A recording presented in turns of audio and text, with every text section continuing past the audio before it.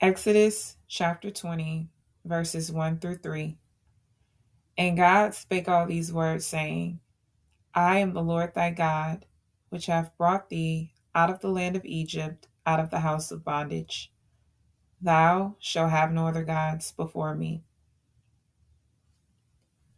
Numbers chapter 30, verses 3 through 15. If a woman also vow a vow unto the Lord, and bind herself by a bond, being in her father's house in her youth, and her father hear her vow, and her bond wherewith she hath bound her soul, and her father shall hold his peace at her, then all her vows shall stand, and every bond wherewith she hath bound her soul shall stand. But if her father disallow her in the day that he heareth, not any of her vows or of her bonds wherewith she hath bound her soul shall stand, and the Lord shall forgive her, because her father disallowed her. And if she had at all a husband when she vowed, or uttered aught out of her lips, wherewith she bound her soul, and her husband heard it, and held his peace at her in the day that he heard it, then her vows shall stand, and her bonds wherewith she bound her soul shall stand. But if her husband disallowed her on the day that he heard it, then he shall make her a vow which she vowed, and that which she uttered with her lips, wherewith she bound her soul, of none effect, and the Lord shall forgive her. But every vow of a widow, and of her that is divorced, wherewith they have bound their souls, shall stand against her. And if she vowed in her husband's house, or bound her soul by a bond with an oath, and her husband heard it, and held his peace at her, and disallowed her not, then all her vows shall stand, and every bond wherewith she bound her soul shall stand. But if her husband hath utterly made them void on the day he heard them, then whatsoever proceedeth out of her lips concerning her vows, or concerning the bond of her soul, shall not stand. Her husband hath made them void, and the Lord shall forgive her. Every vow and every binding oath to afflict the soul, her husband may establish it, or her husband may make it void. But if her husband altogether hold his peace at her from day to day, then he establish all her vows, or all her bonds, which are upon her, he confirmeth them, because he held his peace at her in the day that he heard them. But if he shall any ways make them void after that he hath heard them, then he shall bear her iniquity. Ecclesiastes chapter 5, verses 4 through 6. When thou vowest a vow unto God, defer not to pay it, for he hath no pleasure in fools. Pay that which thou hast vowed. Better is it that thou shouldest not vow, than that thou shouldest vow and not pay. Suffer not thy mouth to cause thy flesh to sin. Neither say thou before the angel that it was an error. Wherefore should God be angry at thy voice, and destroy the work of thine hands?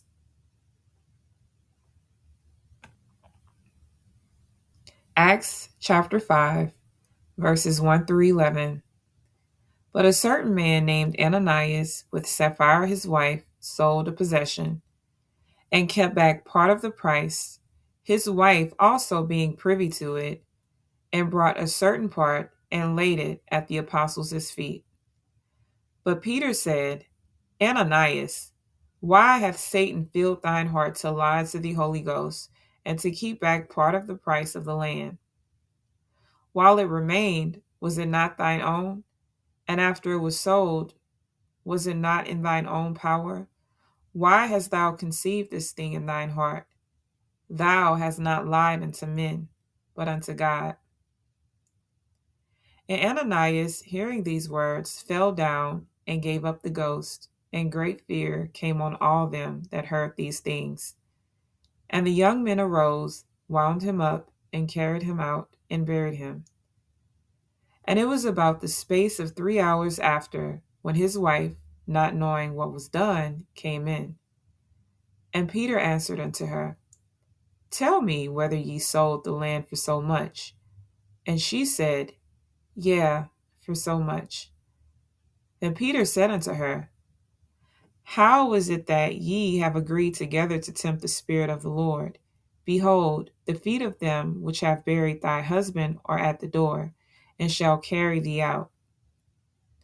Then fell she down straightway at his feet, and yielded up the ghost. And the young men came in and found her dead, and, carrying her forth, buried her by her husband.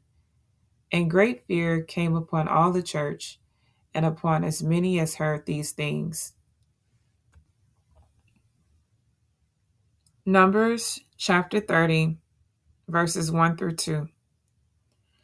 And Moses spake unto the heads of the tribes concerning the children of Israel, saying, This is the thing which the Lord hath commanded. If a man vow a vow unto the Lord, or swear an oath to bind his soul with a bond, he shall not break his word. He shall do according to all that proceedeth out of his mouth. Judges chapter 11, verses 30 through 40.